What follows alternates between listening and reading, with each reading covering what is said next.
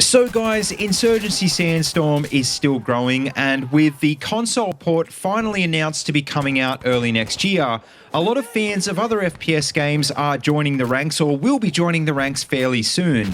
And so I was thinking, what sort of things specifically would I want to remember in this game that might not apply in other shooters? Well guys, this is Billy Eat World again, and let's find out.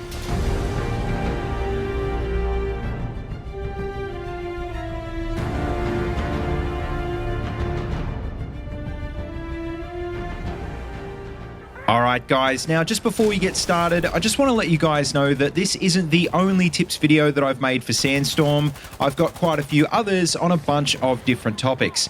And I should mention they're not all aimed at beginners either. Even if you're a veteran, you still might want to check them out. So I'll leave some links down below in the description if you want to take a look. But anyway, let's get into it. And the first tip I want to give you guys today is a basic one, but it's really important. And that's that in Sandstorm, you really have to understand tempo. And basically what that means is when to go fast and when to go slow. And a good example of that is as the attackers, when an objective goes down, it's time to push fast and hopefully get onto that next point before the enemy can retreat.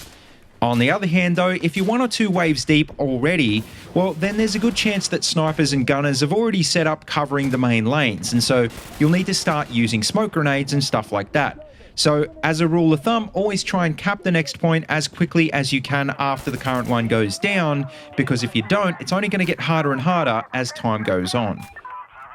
Now, with that being said, assuming you are the attackers and you're getting ground down a bit by the enemy team, well, chances are you're going to be dying a lot and you're not going to be getting many kills.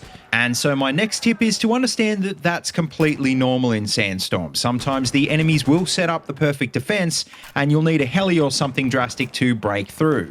If you do find your KD starting to drop, don't feel too bad about it. And if you do find yourself getting tilted, well, give yourself a break and switch up to a support role like Observer or Commander. Because not only are those roles super effective and kind of critical at times, you're not going to be doing your team any favors if you're pissed off and you're making stupid mistakes on the front lines.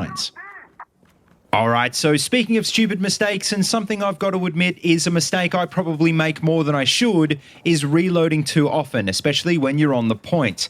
Because I mean, that's a bad enough habit in other shooters, but in Sandstorm, which has a wave spawn system, well, you're almost guaranteed to encounter multiple enemies in every single gunfight. Before you reload, you really should find a safe position, stop and use your rears to check if anyone else is around you first, and then finally hit that reload button. And also, of course, if you're on the point, you can double tap R to drop your mag and reload quicker, but whatever you do, just make sure you don't interrupt a reload with the sprint key, because it won't put your mag back in, and then you'll be left with only one bullet in the chamber.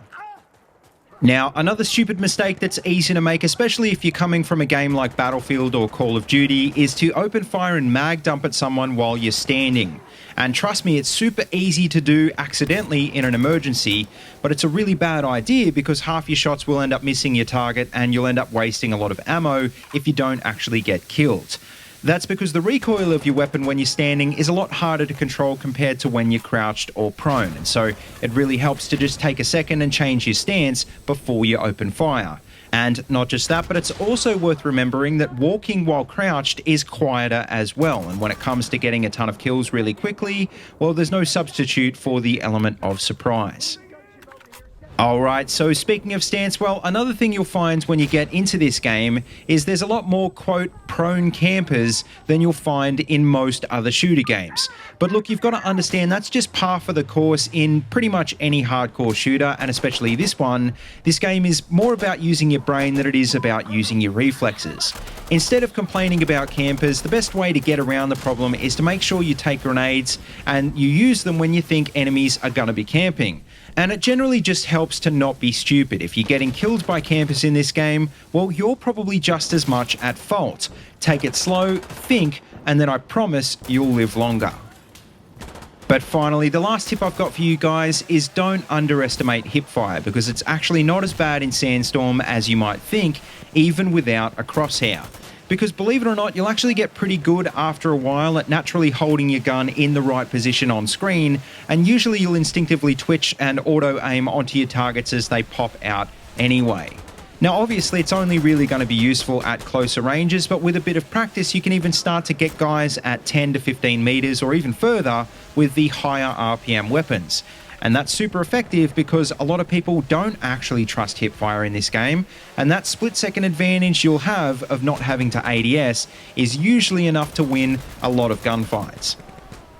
But anyway, guys, that just about wraps up this quick tips and tricks video. So as always, make sure you let me know what you think in the comment section down below.